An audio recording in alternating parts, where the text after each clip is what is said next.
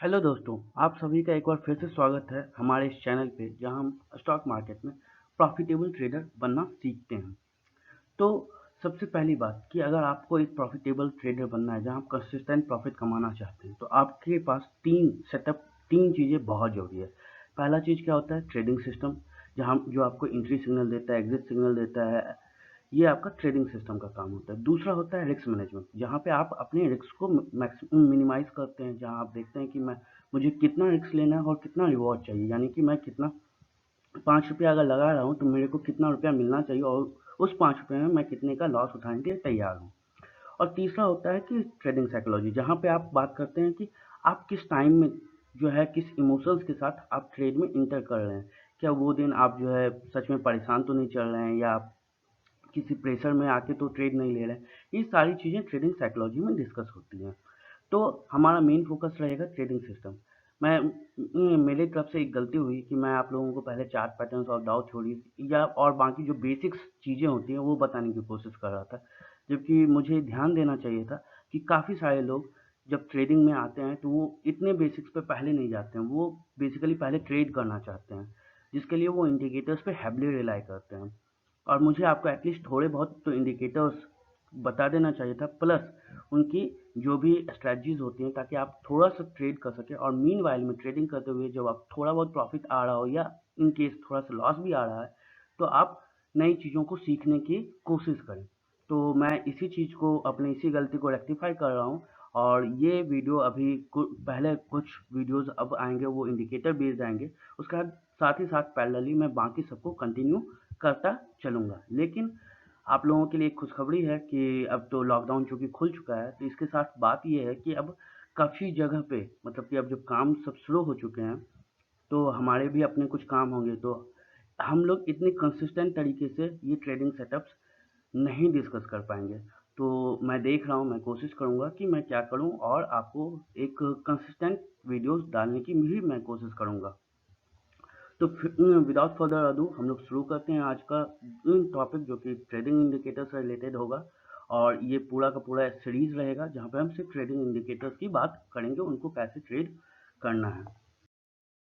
तो trading system में आपके पास मेनली क्या होते हैं? 3 पॉइंट्स: चार्ट पैटर्न, जो कि हम अपने एक सीरीज में डिस्कस कर रहे हैं; ट्रेडिंग इंडिकेटर्स, जो कि आज ये सीरीज आपकी चालू हो रही है; और डाटा पॉइंट एनालिसिस, जिसको कि बहुत कम लोग जो है ट्रेड करते हैं या इस पे ध्यान देते हैं। डाटा पॉइंट एनालिसिस में आपका न्यूज़ में भी जो डाटा आ रहे हैं वो भी डाटा पॉइंट्स हैं। एनएससी बीएससी बहुत सारे डाटा पॉइंट्स कलेक्ट करके देते हैं आपको, जो आर्काइव में देता है अपने, आप उनको चेक कर सकते हैं। बहुत सारे आप लेवल्स वगैरह जो पुराने हिस्टोरिकल लेवल्स हैं या फिर जो है फंडामेंटल पॉइंट्स जो आ रहे होते हैं वो डाटा पॉइंट्स में आते हैं। तो इसकी भी एनालिसिस बहुत ज़रूरी होती है, लेकिन बहुत कम लोग ये डाटा पॉइंट एनालिसिस करते हैं। तो मे बी डाटा पॉइंट के बारे में हम बाद में डिस्कस करेंगे, बट आज हम टेक्निकल इंडिकेटर्स को शुरू करते हैं। तो सबसे पहले टेक्निकल इंडिकेटर होता क्या है?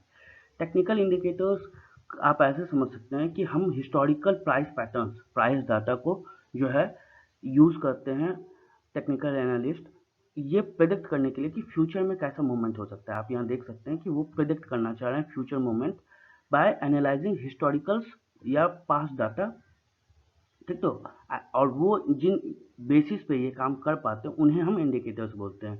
क्योंकि ये टेक्निकल एनालिस्ट करते हैं तो इसे हम लोग टेक्निकल इंडिकेटर्स बोलते हैं। तो टेक्निकल इंडिकेटर्स के अपने एडवांटेज भी हैं।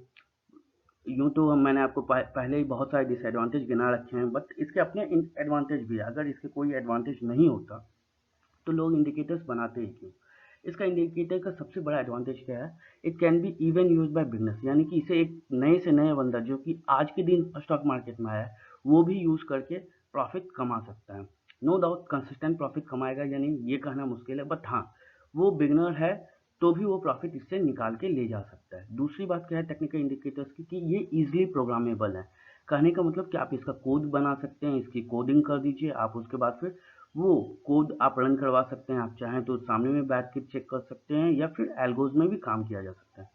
दूसरी चीज़ क्या कि अब इसकी प्रॉफिटेबिलिटी, चूंकि ये कोड हो सकता है तो इसको बैक टेस्ट किया जाता है, या भी आप कर सकते हैं, यानी कि पुराने डाटा पॉइंट्स, मतलब कि पास्ट में कभी ऐसा सिचुएशन रहा तो क्या मेरा इंडिकेटर वर्क करता है या नहीं करता है, आप ये चीज़ चेक कर सकते हैं कोडिंग के थ्रू। जो कि चार्ट पैटर्न्स के साथ काफ़ी मुश्किल है, क्योंकि चार्ट पैटर्न्स को कोड कर पाना बहुत मुश्किल काम है और चार्ट पैटर्न्स के भी जो भी आपको सॉफ्टवेयर मिलेंगे जो कि चार्ट पैटर्न्स बता पाते हैं, एक तो पहली बात वो उतने रिलायबल नहीं है और दूसरे कि वो बहुत ज़्यादा महँगे आते हैं। जबकि अगर आप सिंपल इंडिकेटर बेस्ड सॉफ्टवेयर्स चाहिए होगा आपको तो वो ईज़िली कम दाम पे भी अवेलेबल है। चौथा पॉइंट क्या है कि जो है इसे फ़िल्टर आउट मतलब कि ट्रेडिंग अपॉर्चुनिटीज़ को फ़िल्टर आउट करने में भी मदद मिलती है। क्या आप एटलीस्ट चलो ठीक है, आप इसके बेसिस पे बहुत लोग होते हैं जो कि ट्रेड नहीं करते हैं, बट वो अपनी ट्रेडिंग अपॉर्चुनिटीज़ को इसी के बेसिस पे फ़िल्टर आउट करते हैं कि कहाँ पे मुझे पैसा लगाना है और कहाँ पे नहीं। क्योंकि आपको पता होगा बीएसई पे ऑलमोस्ट 5000 स्टॉक लिस्टेड हैं, एनएसई पे ऑलमोस्ट 1500 स्टॉक लिस्टेड हैं। तो आप हर दिन सबको ट्रेड नहीं कर सकते। तो आपको कैसे पता चले कि किन स्टॉक्स में अभी ट्रेडिंग अपॉर्चुनिटी है, किन स्टॉक्स में नहीं है? ये चीज़ का पता वो इंडिकेटर बेस्ड स्ट्रेटजी से लगाना काफ़ी ईज़ी होता है। जबकि चार्ट पैटर्न्स के लिए आपको हर किसी का चार्ट खोल के वहाँ देखना पड़ेगा कि वहाँ पे पैटर्न्स बन रहे हैं या नहीं। और इंडिकेटर्स की अपनी बात क्या है कि ये एल्गो ट्रेडिंग में बहुत ज़्यादा यूज़ होता है। मतलब कि आप ये मान के चलिए कि जितने भी इंस्टीट्यूशंस हैं, वो जो भी एल्गो ट्रेडिंग में जा रहे होते हैं, वो हेवीली रिलाई करते हैं इंडिकेटर्स पे। और आपको भी पता होगा एल्गो ट्रेडिंग, जिसको एल्गोरिथमिक ट्रेडिंग बोलते हैं, या आप जो है बस अपना एक प्रोग्राम लिख दिया और कंप्यूटर आपके लिए ट्रेड कर रहा हो, वो ट्रेडिंग ही फ्यूचर है हमारे ट्रेडिंग बिजनेस का। यानी कि आज ये चीज़ छोटा लग रहा हो लेकिन एल्गो ट्रेडिंग बहुत तेज़ी से अडॉप्ट किया जा रहा है सारे के सारे इंस्टीट्यूट्स एवं रिटेल ट्रेडर्स के द्वारा। अब तीसरी और इम्पॉर्टेंट बात मैं आपको बताना चाहता हूँ इन सबसे इतर की इंडिकेटर्स बनाते कौन है। अगर इंडिकेटर्स रिलायबल नहीं है तो इंडिकेटर्स कौन बनाते हैं? तो एक्चुअली इंडिकेटर्स बनाया जाता है और इंडिकेटर्स के बेसिस पे आप पैसे कमा सकते हैं। पर इन्हें बनाते कौन है? फाइनेंशियल इंस्टीट्यूशंस, और वो लोग इनको ट्रेड करते हैं। बट हम लोग चूंकि इसे कोड बेसिस पे नहीं करते हैं तो हम क्या करते हैं, हम किसी टाइम में एक पर्टिकुलर इंडिकेटर को लेके जो है काम किए, किसी दूसरे टाइम कोई दूसरे इंडिकेटर को, यानी हम कंसिस्टेंट नहीं रहते हैं एक पर्टिकुलर इंडिकेटर की स्ट्रेटजी के साथ, जिसके कारण हमें प्रॉफिट नहीं होता है। पर अगर हम सारे के सारे जो भी डाटा पॉइंट्स आ रहे हैं वो किसी पर्टिकुलर इंडिकेटर्स का अगर हम ट्रेड करते हैं तो बहुत ज़्यादा चांसेस है कि हम प्रॉफिटेबल रहेंगे। बट ऐसा बहुत कम लोग करते हैं, खास करके रिटेल्स कम करते हैं, लेकिन इंस्टीट्यूशंस ये काम ज़रूर करते हैं। क्यों? क्योंकि इंस्टीट्यूशंस किसी एक पार्टिकुलर बंदे के कैपेबिलिटी पे ही अपने पूरे इंस्टीट्यूट्स को रन नहीं कर सकते हैं। सपोज़ कीजिए कोई बड़ी जो है ये क्या करता है, हेड फंड मैनेजर हैं या और कोई हैं, उनको वो उनके पास कोई एक अच्छा ट्रेडर है या फिर बहुत सारे प्रोप्राइटरी डेस्क ट्रेडर हैं, ट्रेडिंग डेस्क होते हैं, उनके पास कोई एक अच्छा ट्रेडर है जो कि अच्छे पैटर्न्स निकाल पाता है, वो अच्छे से ट्रेड कर पाता है। तो क्या आप सिर्फ उस एक बंदे के भरोसे में अपना पूरा कंपनी चलाएंगे? वो नहीं चलाएंगे। तो इस कारण से वो क्या करते हैं, वो चार्ट पैटर्न्स के साथ साथ एल्गो को यूज करना चाहते हैं, मतलब इंडिकेटर्स को, ताकि इनकेस कि कभी वो बंदा चला भी जाता है, अगर आपके पास वो बंदा नहीं भी रहता है तो भी आप उसी तरीके से अच्छे से ट्रेड कर पाएँ और प्रॉफिट जनरेट कर पाएँ। इस कारण से इंस्टीट्यूशंस अलग अलग तरीके के इंडिकेटर्स को रिसर्च करते रहते हैं और उस पर रिलाई करते हैं। और आज हमारे पास जितनी भी ट्रेडिंग स्ट्रेटजीज है, मोर और लेस हम लोगों की स्ट्रेटजी उन्हीं से ली गई है। आप बोल सकते हैं बोरो किया है, स्टील किया है, जो कहना चाहें, पर हम सबकी स्ट्रेटजीज ऑलमोस्ट वहीं से ही जो है आती है और हम लोग उसमें कुछ माइनर या मेजर ट्वीक करके उसे अपने सिस्टम में अपने साइकोलॉजी के हिसाब से अडेप्ट करते हैं। तो अब आता है कि इंडिकेटर्स होते कितने प्रकार के हैं। तो इंडिकेटर्स के बारे में मैं आपको बताने से पहले ये बता दूं कि मार्केट में जनरली जो भी आपको इंडिकेटर्स बताएंगे वो दो तरह का चीज़ बताएंगे। एक बोलेंगे कि लैगिंग इंडिकेटर्स होता है और एक बोलेंगे कि जो लीडिंग इंडिकेटर्स होता है। लैगिंग कहने का मतलब कि जो प्राइस का मूवमेंट हो गया उसके बाद जो है वो जो है आपको बताएगा कि यहाँ पे कुछ होने वाला है। और लीडिंग का मतलब क्या हुआ कि वो पहले ही बता देगा कि जो है आपके मार्केट में कुछ ऐसा प्राइस पैटर्न ऐसा होने जा रहा है, यानी कि ऊपर जाने वाला है या नीचे जा रहा है, ये आपको पहले ही बता देगा। ऐसे लीडिंग इंडिकेटर्स होते हैं। पर मैं इस तरीके की क्वालिफिकेशन के लिए क्लासिफिकेशन के लिए कभी नहीं जाता हूँ, क्योंकि ये आपको काफ़ी कंफ्यूज कर देंगे आगे जाके। बट मैं चाहता हूँ कि आप इंडिकेटर्स के एटलीस्ट थोड़े से बेसिक सीखिए कि आपको जो भी इंडिकेटर बनाया गया है वो किस मैथमेटिकल फार्मूलेस पे बनाया गया है। तो पहला चीज़ है, इंडिकेटर को चार मेन पॉइंट्स पे क्लासिफाई किया गया है। पहला कि वो इंडिकेटर जो है कहीं ट्रेंड इंडिकेटर तो नहीं है, मतलब कि उस इंडिकेटर को इसलिए तो नहीं बनाया गया कि वो आपको ट्रेंड बता सके कि मार्केट का ट्रेंड कैसा है, मतलब कि मार्केट अप ट्रेंड में है, डाउन ट्रेंड में है या साइडवेज है। ये चीज़ ट्रेंड इंडिकेटर्स बताते हैं। उसके कुछ आपके पास एग्जांपल हैं, जैसे मूविंग एवरेजेस हो गए, सुपर ट्रेंड्स हो गए। दूसरे आते हैं मोमेंटम इंडिकेटर्स। मोमेंटम इंडिकेटर्स बताते हैं कि जिस भी डायरेक्शन में मार्केट मूव करने जा रही है, कोई स्टॉक मूव करने जा रहा है, वो कितने तेजी से उस तरफ मूव करेगा, कितने फोर्स के साथ जो है एक पार्टिकुलर डायरेक्शन में चला जाएगा। मतलब कि अगर ऊपर जाने वाला है तो कितनी तेजी से ऊपर जा सकता है, या नीचे आने वाला है तो कितनी तेजी से नीचे आ सकता है। ये होता है आरएसआई और एमएसीडी। नो डाउट और भी हैं आगे, मैं आपको उन सब के बारे में बताऊंगा, बट मैंने यहाँ पे एक जनरल छोटा छोटा एग्जांपल दिया है जिसे सारे लोग यूज करते हैं। तीसरा इंडिकेटर होता है जो कि वोलेटिलिटी बेस्ड होता है। मतलब कि चलो ठीक है, आपको ट्रेंड पता है कि चलिए ऊपर जाने वाला है, आपको मोमेंटम भी पता है कि जो है काफ़ी तेज़ी से जा सकता है या धीरे-धीरे जाएगा, कोई बड़ी बात नहीं। लेकिन वोलेटाइल कितना रहेगा मार्केट जाने के क्रम में? मतलब कि मार्केट का तो ऐसा होता नहीं कि एक लाइन में सीधा चला गया, पर मार्केट कैसे जाती है? कुछ ऐसे-ऐसे जाती है। तो ये जो ऊपर-नीचे हो रहा है, ये मेज़र किया जाता है वोलेटिलिटी से कि ये कितना वोलेटाइल होके मार्केट जो है किसी डायरेक्शन में जाएगी। तो ये क्या हो गया? बॉलिंजर बैंड और एटीआर और भी बहुत सारे इंडिकेटर है, पर मैं इन दोनों को आपको बता रहा हूँ कि एटलीस्ट ये दो जो है वोलेटिलिटी इंडिकेटर्स हैं। कहने का मतलब कि आपको चलिए पता था कि मार्केट ऊपर जाने वाली है, आपको ये भी पता है कि मार्केट काफ़ी जो है तेज़ी से नहीं जाएगी, मतलब कि काफ़ी धीरे-धीरे जाएगी। लेकिन वोलाटाइल था मार्केट, मतलब कि यहाँ से आप देख सकते हैं कि मार्केट जो है नो डाउट आपके डायरेक्शन में गई है, काफ़ी तेज़ी से गई है। पर सपोज़ कीजिए कि आपका एसएल यहाँ था और चूँकि ये जो है बहुत वोलाटाइल था स्टॉक, तो ये आपका एसएल पहले ही हिट कर देगा, उसके बाद ऊपर जाएगा। तो यानी आपका ट्रेंड सही था, मोमेंटम सही था, पर आपने वोलाटिलिटी की ध्यान नहीं रखी, इस कारण से आपका एसएल हिट हो गया, यानी कि आप लॉस बुक किए इवन दो आप सही थे। और चौथा लास्ट पॉइंट होता है जो कहलाता है वॉल्यूम इंडिकेटर, यानी कि वो वॉल्यूम बेस्ड होते हैं कि यहाँ पे वॉल्यूम कैसा है नहीं है, मतलब कि ये सस्टेन करेगा या नहीं करेगा। मैंने आपको दाव थ्योरी में भी बताया कि इवन दाव अपने मतलब कि सर चार्ल्स डॉज अपने टाइम में भी वॉल्यूम को सबसे ज़्यादा वेटेज दी है। तो इस कारण से वॉल्यूम एक अपने आप में बहुत अलग जो है महत्व रखता है और इसको डेडिकेट करके एक पूरा का पूरा इंडिकेटर टाइप बनाया गया है। अब मैं आपको यहाँ पे कुछ एग्जांपल देना चाह रहा था कि कौन-कौन से जो कि मतलब कि काफ़ी रिनॉन्ड इंडिकेटर्स हैं, लेकिन वो किस टाइप के इंडिकेटर हैं। जैसे कि मूविंग एवरेज नाम हर किसी ने सुना होगा, वो ट्रेंड टाइप के हैं। सुपर ट्रेंड भी ट्रेंड टाइप इंडिकेटर है, जबकि इचिमोकू क्लाउड्स भी ट्रेंड टाइप के इंडिकेटर हैं। पर अगर आपको मोमेंटम इंडिकेटर चाहिए तो आरएसआई होता है, सीसीआई होता है, कमोडिटी चैनल इंडेक्स इसको बोलते हैं, इसको रिलेटिव स्ट्रेंथ इंडेक्स बोलते हैं। ये स्टोकास्टिक हुआ, ये अरुण इंडिकेटर हुआ आपका। यहाँ बॉलिंजर बैंड है वोलेटिलिटी में, कैपलर चैनल्स होता है, एटीआर है, एडीएक्स है। ये सारे वोलेटिलिटी टाइप्स हैं। वॉल्यूम के लिए नेट वॉल्यूम है, ऑन बैलेंस वॉल्यूम है, रेट ऑफ चेंज है, एमएफआई है, मनी फ्लो इंडेक्स इसे हम कहते हैं। ये सारे वॉल्यूम टाइप के इंडिकेटर्स होते हैं।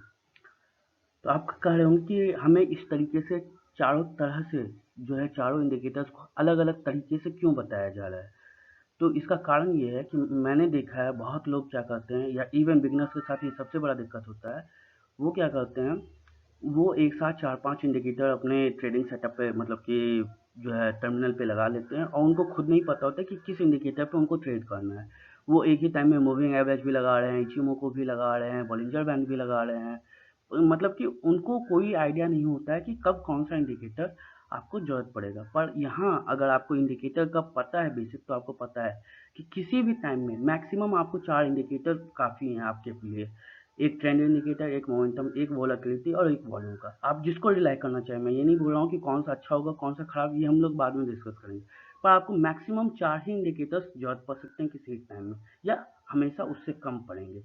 और अगर आप सपोज़ कीजिए कि एक ही टाइम में 2 ट्रेंड इंडिकेटर लगा के बैठे हैं या 2 मोमेंटम इंडिकेटर लगा के बैठे हैं, क्या फ़ायदा? उससे बेटर है कि एक मोमेंटम इंडिकेटर यूज़ कीजिए ना।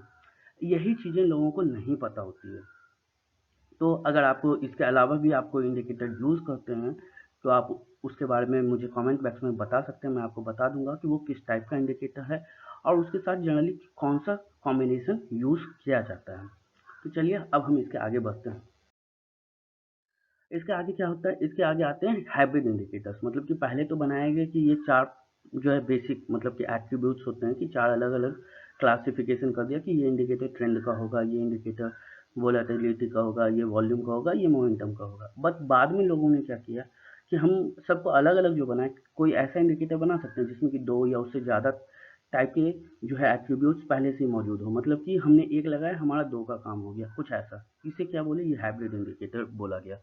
और मैं आपको पहले बता दूं कि ऐसा कोई भी टर्मिनोलॉजी मार्केट में नहीं है हाइब्रिड इंडिकेटर। ये मैं आपको समझाने के लिए बता रहा हूँ कि इसे मैं हाइब्रिड इंडिकेटर बोलता हूँ।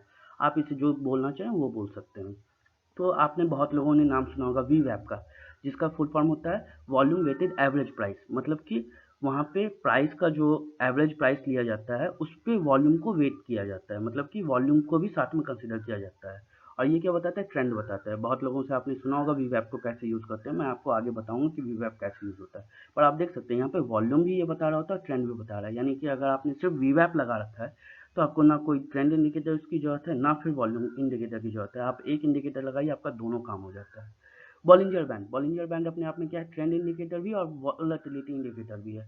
इन सबको जो मैं बताऊंगा कि किसको कैसे ट्रेड करते हैं और कौन कैसे वॉलेटिलिटी इंडिकेटर है, ट्रेंड इंडिकेटर है, तो उस टाइम मैं डिस्कस करूंगा। अभी के लिए बस आप इतना जानिए कि कौन किस टाइप का इंडिकेटर है। जैसे कि एमएसीडी बहुत ज़्यादा रिनाउंड इंडिकेटर है, पर ये अपने आप में ट्रेंड और मोमेंटम ये दोनों को एक साथ बता देता है। तो ज़रूरत ही नहीं है, अगर आप एमएसीडी यूज़ कर रहे हैं, एमएसीडी के साथ अगर आप कोई फिर दूसरा मोमेंटम इंडिकेटर यूज़ कर रहे हैं तो ज़रूरत नहीं है, आप एमएसीडी काफ़ी आपके लिए। सेम टाइम में इचिमोको क्लाउड्स वो भी ट्रेंड और मोमेंटम दोनों का इंडिकेटर है। यानी कि अगर कोई बंदा इचिमोको क्लाउड और एमएसीडी एक साथ यूज़ कर रहा है तो बेसिकली वो बेवकूफ़ी वाला काम कर रहा है। आपको दोनों की ज़रूरत नहीं है, इवन दो आप कर सकते हैं, बट लॉजिकली ये चीज़ करना बेवकूफ़ी आप, क्योंकि रिपीटेड काम कर रहे हैं। यानी कि आपके पास जो ऑलरेडी एक चीज़ पड़ा हुआ है उसी के साथ एक चीज़ और कर रहे हैं, और सपोज कीजिए दोनों में कॉन्फ्लिक्टिंग सिग्नल आते हैं किसी कारण से, क्योंकि दोनों की सेटिंग्स अलग होंगी। तो अब आपको खुद नहीं पता होगा कि मैं क्या करूँ, क्या चीज़ करना सही होगा, किसके बेस में ट्रेड लेना सही होगा। इस कारण से ऑफन बहुत सारे जब आप इंडिकेटर लगाते हैं तो एक टर्मिनोलॉजी होती है ट्रेडिंग या फाइनेंस की दुनिया में, जिसे कहते हैं एनालिसिस पैरालिसिस। आप देखिएगा कि जिनके पास सबसे ज़्यादा डाटा है, जिनके पास सबसे ज़्यादा इन्फॉर्मेशन है, वही कुछ भी नहीं बता पाते कि क्या करना है। क्यों? क्योंकि उनके पास इतना नहीं इन्फ्लू है कि अब उनको समझ में नहीं आता है कि ये करना ठीक रहेगा या नहीं। कारण उनके पास अगर पॉजिटिव पता है तो उनको सारे नेगेटिव्स भी पता होते हैं। तो वो एनालिसिस पैरालिसिस के चक्कर में फंस जाते हैं कि बहुत ज़्यादा जानकारी जिसके कारण उन्होंने कुछ किया ही नहीं। आप इसको ऐसे समझ सकते हैं कि आप किसी जो है क्या कहता है भोज में खाने गए, आपने इतना सारा खाने का आइटम देखा कि आपका पेट पहले देख के ही भर गया, आपने कुछ खाया ही नहीं। और इन सब के बाद जो है यहाँ पे मतलब कि दो तरह के लोग बैठे हुए हैं। जो कि पहला है जो कि ये सोच रहा है कि मुझे कौन सा इंडिकेटर सीखना जो है सही रहेगा, या मेरे लिए कौन सा इंडिकेटर प्रॉफिटेबल होगा, या कौन सा स्ट्रेटजी मेरे लिए बेस्ट काम करेगी। ये बंदा ये सोच रहा है, जबकि दूसरा बंदा सोच रहा है कि मैं किस मेरे ट्रेडिंग साइकोलॉजी के हिसाब से मुझे कौन सा इंडिकेटर सूट कर रहा है, कौन सा इंडिकेटर मुझे चाहिए जो कि जिसके हिसाब से मैं अपनी स्ट्रेटजीज फॉर्म कर सकूं और उसे ट्रेड कर सकूं। क्योंकि इसके साथ क्या है कि जो आपको किसी ने बताया आप बस वही कर सकते हैं, उसके अलावा आप कुछ नहीं कर पाइएगा। यहाँ पे ये बंदा अपना काम खुद कर पाएगा, उसमें अपने हिसाब से मेजर और माइनर ट्विक्स कर पाएंगे। लेकिन अब आप कहोगे क्या कोई एक बंदा सही है और दूसरा गलत? नहीं, दोनों अपने आप में सही हैं, दोनों गलत। पहले वाला कह रहा है कि मुझे क्या फ़र्क पड़ता है कि मेरे से पहले इतने लोगों ने आए, इतने रिसर्च किए, उन्होंने जो बताया वो सही तो होगा, या मैंने कहीं पे कोर्स किया है, उन्होंने मुझे ये तरीका बताया, सही होगा। मैं इसे अपने लिए बैक टेस्ट करके क्यों इतना समय बर्बाद करूँ? तो ये बंदा इस हिसाब से सही है। ये बंदा कह रहा है कि मार्केट एवर डायनामिक है, यानी कि हर समय चेंज कर रहा है। जो ट्रेडिंग स्ट्रेटजीज आज काम कर रही है ये जरूरी नहीं है कि कल काम करें। लेकिन अगर आपको इंडिकेटर्स अपने हिसाब से आते होंगे ट्रेड करना या उनमें ट्वीक करना, तो आप अपने स्ट्रेटजीज को मार्केट के हिसाब से बदल सकते हैं। तो अपने आप में दोनों सही हैं। अब आपको कमेंट बॉक्स में जाना है और बताना है कि आप किस टाइप की ट्रेडर बनना चाहते हैं। क्योंकि नो डाउट अगर आप पहला चुनते हैं तो इसे इसके वीडियोस बनाने काफ़ी इजी हैं। मतलब कि मैं आपको तुरंत बता सकता हूँ कि कौन सा सेटअप बढ़िया है, कैसे उसको ट्रेड करना है। जबकि यहाँ पे मुझे बस आपको इंडिकेटर्स को कैसे यूज़ करना है, वो कैसे बनाए गए, किस लिए बनाए गए, ये सब चीज़ मुझे बतानी होगी, जो कि काफ़ी टाइम टेकिंग है। पर हाँ, इसके अपने फ़ायदे हैं, इसके भी अपने फ़ायदे हैं। ये शॉर्ट टर्म में बहुत ज़्यादा सही है, ये लॉन्ग टर्म के लिए अच्छा है। आप क्या चाहते हैं ये आप मुझे बताएं, मैं उस हिसाब से आपके लिए वैसे वीडियोस बना पाऊंगा। पर इसमें नो डाउट आपको समय ज़्यादा लगेगा, मे बी 1 सप्ताह से 15 दिन पे एक वीडियो है। जबकि इसको बनाना रिलेटिवली इजी है, ये आपको कम टाइम में इसके वीडियोस अवेलेबल हो जाएंगे। तो आप जाइए कमेंट बॉक्स में और हमें बताइए कि हमें अगला वीडियो किस टाइप का इंडिकेटर के लिए बनाना है। Okay, thank you. अपना ख्याल रखिए। इवन दो लॉकडाउन खुल चुका है फिर भी आप घर पे ही रहें, घर से बाहर जल्दी नहीं निकलें बिना काम के, और अच्छे से ट्रेड करके प्रॉफिटेबल बनते रहें। Thank you.